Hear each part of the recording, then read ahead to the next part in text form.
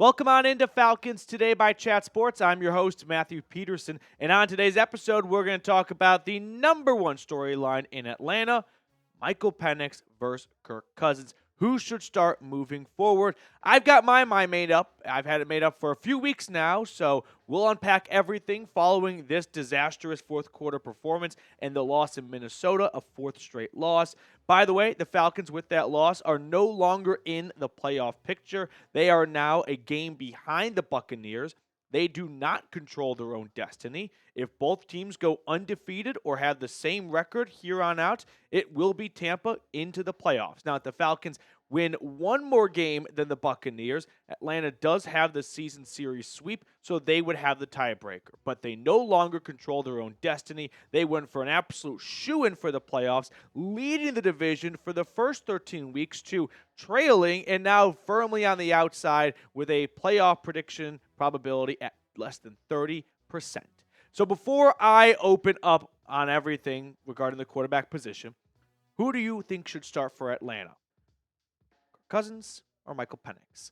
Let me know in the comment section below. For me, I am once again asking for Michael Penix. I was team Kirk Cousins. I mean, if you really want to go down the Matthew Peterson timeline of this, it was I liked Michael Penix as a prospect. Didn't like the Falcons using an 8th overall draft pick on him after signing Kirk Cousins. Liked Kirk Cousins to open up the year. Kirk Cousins played very well. All of a sudden, completely falls off a cliff, and I still can't really figure out how that happened, but it happened. And now I am standing here with a 6-7 team, watching it go down the drain, begging for Raheem Morris to make a change because Kirk Cousins is single-handedly sinking this team. Over the last 4 games, he has thrown 0 touchdowns. It is the first time since the mid-70s the Atlanta Falcons have gone 4 straight games without a passing touchdown. Kirk Cousins before this year had never gone 2 straight games without a passing touchdown. He has 8 interceptions. These are benchable numbers. But why aren't the Falcons benching him? Well, I can come up with a few reasons. There's a football reason, which is they think Kirk Cousins still gives them the best chance to win. And there's also this reason here. When Raheem Morris a few weeks ago said, that guy's carried us. That guy's got us to the point where we're at 6-6. Yeah, you're right. He is the reason why you're 6-6. He's also the reason why you are 6-7. Like, I was thinking about this morning. If you go through all 13 of Atlanta's games, Kirk Cousins is single-handedly responsible, I believe, for every single win and every single loss, right? He helped you beat the Eagles, but he also cost you against the against the Vikings and definitely against the Chargers, right? He helped you beat the Buccaneers twice, but he cost you in the Seahawks game. He is, at the core, the biggest reason for all their wins and all their losses, and after 13 games, they have lost more games than they have won. I wanted to say win, but no. So yeah, you're right, Raheem. Kirk is the reason why you're 6-6. He's also the reason why you're 6-7. Doesn't quite hit the same, does it? My prediction is a change is coming at some point this season, but I'm hesitant to say it's going to be by Monday night when they play the Raiders in Las Vegas. One, I feel like if they were going to make that switch, they would have announced it this morning, right? Give Michael Penix the full amount of time to start preparing as the starter. Don't wait till Tuesday or Wednesday and miss out on a precious day to get your rookie ready to roll against Las Vegas. But at some point, if this trend continues for Cousins, which at 4 games, it's not just a little bit of, a slump. This is a sizable portion of the season.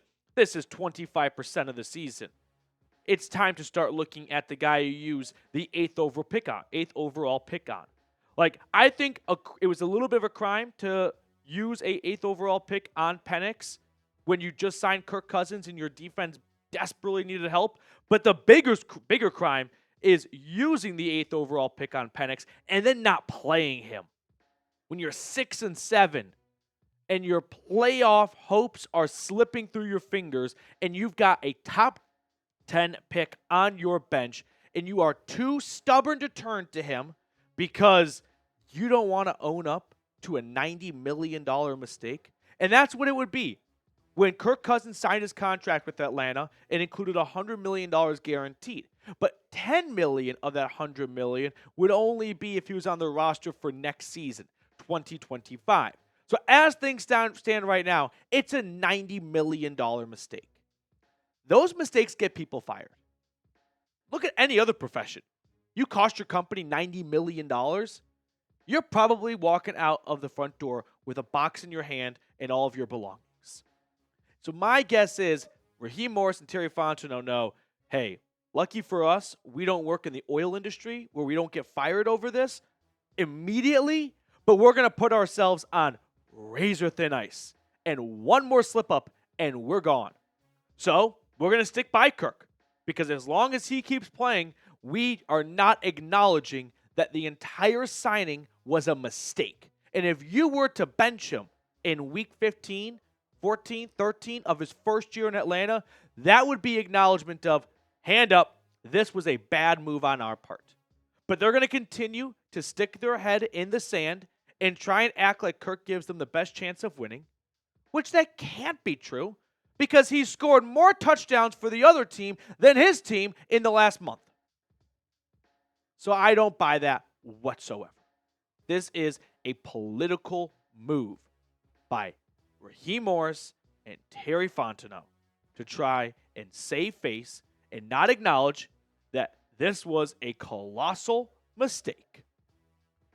We're going to talk about Raheem Morris and whether or not he should be on the hot seat in just a moment. But first, a shout out to our friends over at Game Time. If you are brave enough to go watch a Falcons game, you want to go watch a Hawks game, or any other sporting event in your area, Game Time is the place to visit. They have this thing called Game Time Picks. And what it does is it filters out the fluff to show you only incredible deals on great seats so you don't have to waste time searching through thousands of tickets. Take the guesswork out of buying tickets with Game Time. Download the Game Time app and redeem code CHATSPORTS for $20 off your first purchase. Terms apply. Again, create an account and redeem code CHATSPORTS for $20 off. I put all that information in the comments and description of today's video. Download Game Time today. What time is it? Game time. So should Raheem Morris be on the hot seat? Should he? Maybe. Is he? No. Arthur Blank is not firing Raheem Morris, a candidate that he loved, he has an extensive history with in his 2 stints with the Falcons after 1 season. That's just not going to be the outcome of all this. Even if they were to lose the last 4 games of the year, I still think Raheem Morris would come back, despite ending on, what would that be, an 8-game losing streak, starting off 6-3 and losing out, something like that. Someone do the math for me. As crazy as that might sound, I still think Raheem Morris would come back. But he's made 2 major mistakes that he would have to correct immediately when the season's over. One, moving on from Kirk Cousins, right? If you guys want to put all the blame on Arthur Smith for the Falcons' bad quarterback play, you got to be consistent with Raheem Morris too. If we're going to assign blame for Arthur Smith getting Desmond Ridder and Marcus Mariota, we got to do the same thing with Raheem Morris. And by the way, his quarterback was way more expensive than the last 2, not just combined, but combined and then 10x it. Seriously. So yeah, Morris takes blame for this one if we put the last head coach on the chopping block for his quarterback acquisitions. The other mistake is hiring Jimmy Lake as his defensive coordinator. Head coaches do this all the time when they get the job. Like I said before, the comp I make is like the Adam Sandler movie. They just want to bring all their friends with them. Ever heard the expression, don't open a bar with your friends? Don't run an NFL franchise with your friends. Jimmy Lake has just not been a good defensive coordinator. Unfortunately, this team is allergic to playing complementary football. When the defense plays well, the offense can't score. When the offense is scoring, the defense can't stop a nosebleed.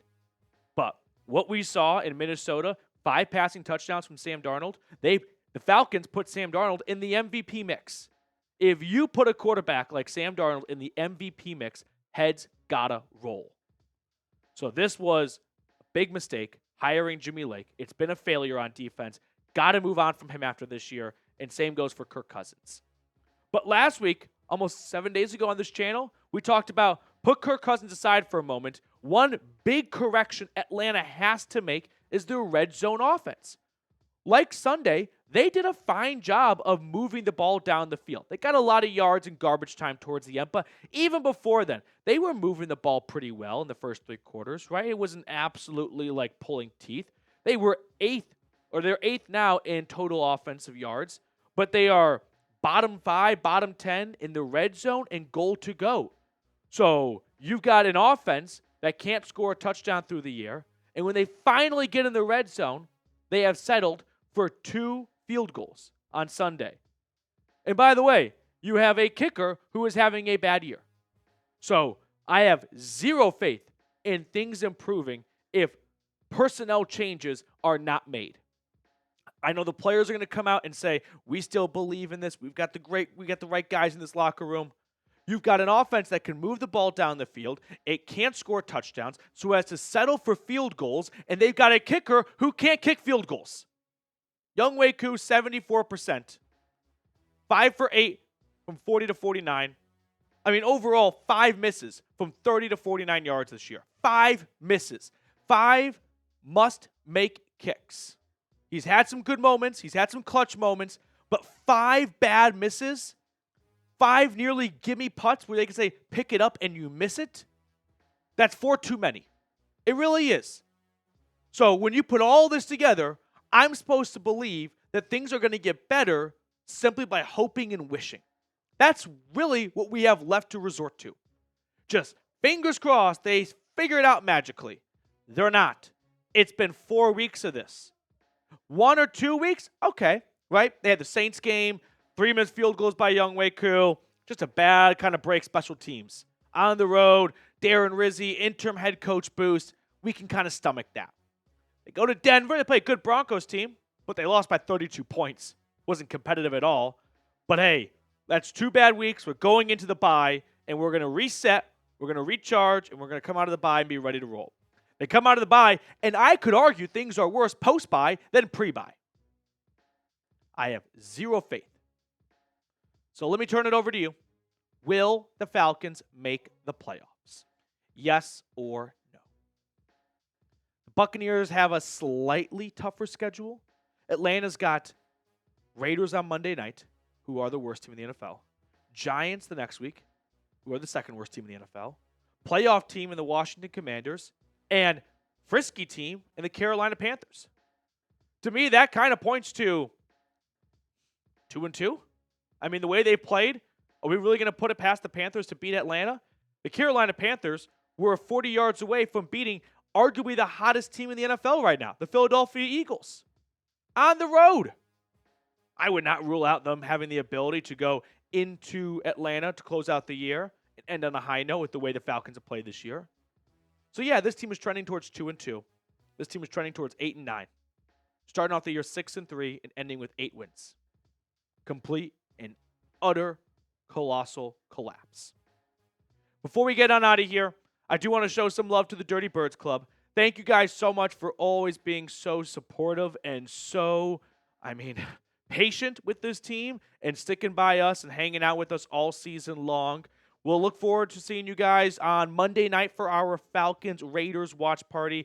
Might be Desmond Ridder playing because Aiden O'Connell for the Raiders has a bone bruise, so his status is up in the air at the moment.